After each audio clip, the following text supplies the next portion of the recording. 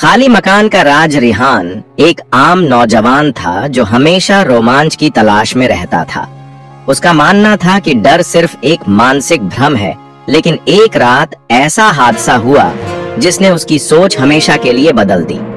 रिहान के दोस्तों ने एक पुराने सुनसान मकान के बारे में बताया जो उनके इलाके में काफी मशहूर था।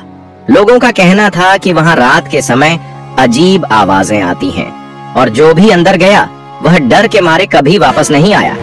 रिहान ने इसे महज एक अफवाह समझा और तय किया कि वह खुद जाकर इस जगह की सच्चाई पता लगाएगा। एक रात वह अपने दोस्तों के साथ उस मकान के पास पहुंचा। दोस्तों ने अंदर जाने से इनकार कर दिया, लेकिन रिहान अकेले जाने पर जिद कर रहा था। दरवाजा जर्जर था और धक्का देने पर चरमराते हुए खुल गया। अंदर घुप अंधेरा था, बस चांद की हल्की रोशनी खिड़की से अंदर आ रही थी। जैसे ही वह अंदर दाखिल हुआ, दरवाजा जोर से बंद हो गया। वह चौंक गया, लेकिन हिम्मत जुटाकर आगे बढ़ा।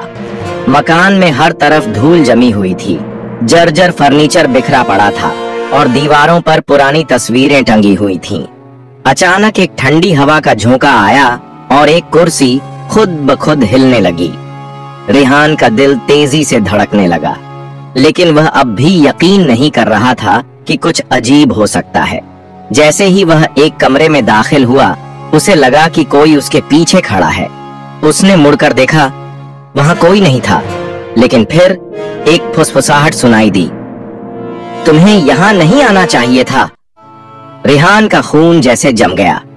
वह दौड़कर दरवाजे की तरफ बढ़ा, लेकिन दरवाजा अंदर से लॉक हो चुका था। अचानक एक पुरानी अलमारी जोर से गिरी और उसमें से एक पुराना अखबार बाहर आ गिरा। रिहान ने कांपते हाथों से अखबार उठाया। यह 30 साल पुराना था और इसमें इसी मकान में हुए एक पारिवारिक कत्ल की खबर थी।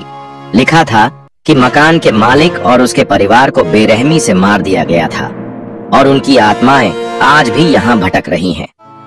अचानक दरवाजे पर जोर जोर से दस्तक होने लगी। रिहान ने चिल्लाकर पूछा, कौन है? लेकिन कोई जवाब नहीं आया। दस्तक और तेज होती गई। दीवारों पर लगे शीशों में धुंधले साए हिलने लगे। रिहान को एहसास हुआ कि उसने बहुत बड़ी गलती कर दी है। वह जल्दी से कोने में पड़ी एक पुरानी चाबी तलाश करने लगा, जो शायद दरवाजे की हो सकती थी। डर और घबराहट के बीच उसने चाबी दरवाजे में डाली और घुमाई। दरवाजा खुल गया। वह भागता हुआ बाहर निकला। पसीने से तरबतर, सांसें फूल चुकी थीं। बाहर आकर उसने पीछे मुड़कर देखा। मकान अब भी वैसा ही सुनसान था, लेकिन खिड़की से एक काला साया उसे घूर रहा था। उस रात के बाद रिहान ने सीखा कि हर जगह का एक इतिहास होता है और हर चीज को खेल नहीं समझना चाहिए। कुछ राजों को राज ही रहने देना बेहतर होता है।